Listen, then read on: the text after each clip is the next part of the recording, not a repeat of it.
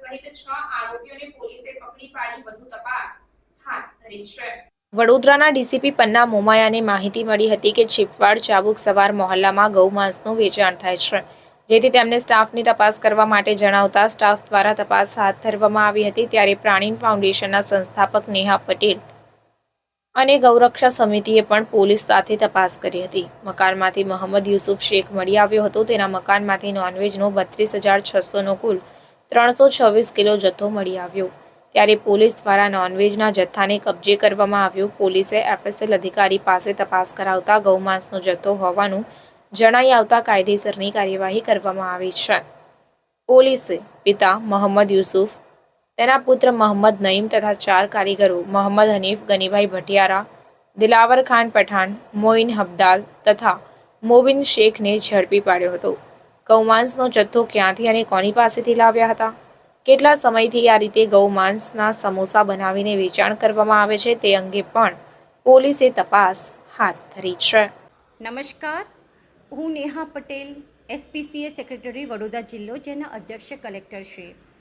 મને બાતમી હતી કે હુસૈની સમોસાવાળા જે પાણીગેટ પાસે મોટી દુકાન ધરાવે છે ને ફેમસ છે, એ ગૌમાંસના સમોસા વેચે છે।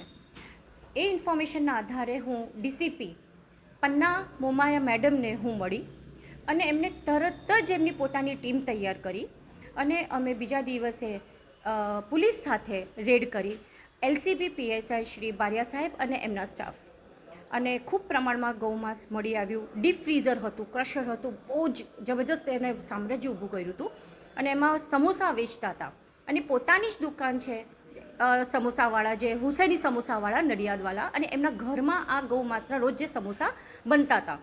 અને જે આધારે પછી અમે લોકોએ પોલીસ એફએસએલમાં મોકલ્યા અને રિપોર્ટ આવ્યો છે પોઝિટિવ, જેમાં ગૌમાંસ આવ્યું છે।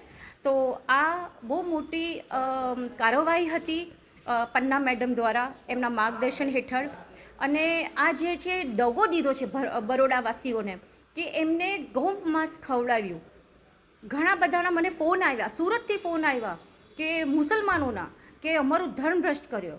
તો આવા કેટલા અન્ય ધર્મના પણ હશે જેમને હું ધર્મભ્રષ્ટ થયો આ ગૌમાંસ ખવડાવીને। બીજું એટલું મોટું સામ્રાજ્ય છે, 5 મંજિલ છે એનું, આ દુકાન, આટલી પ્રોપર્ટી વસાવી કેવી રીતે? આ ઇલીગલ ધંધો હતો, જેમાં પ્રોપર્ટી સીઝ થવી જોઈએ સરકાર દ્વારા, કેમ કે લોકોનું ધર્મ, લોકોની લાગણી દુભાઈ છે, ધર્મભ્રષ્ટ કર્યો છે। અને આ ઇલીગલ પૈસો હતો, 2 નંબરનો પૈસો હતો, જેમાં સામ્રાજ્ય મોટું ઊભું કર્યું છે, જે મોહમ્મદ યુસુફ અને એનો છોકરો નઈમ આ ધંધો કરતો હતો।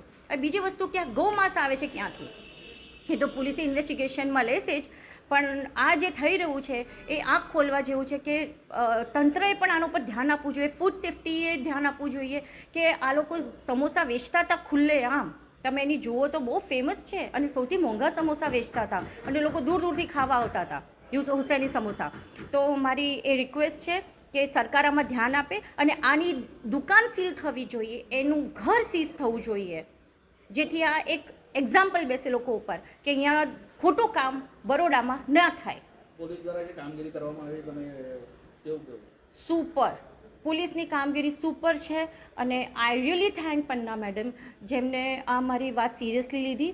અને એવી રીતે હું આશા કરું છું કે વડોદરામાં જ્યાં જ્યાં આ ગૌમાંસ વેચાય છે ખૂબ પ્રમાણમાં, તે કંટ્રોલમાં આવે અને બંધ થાય।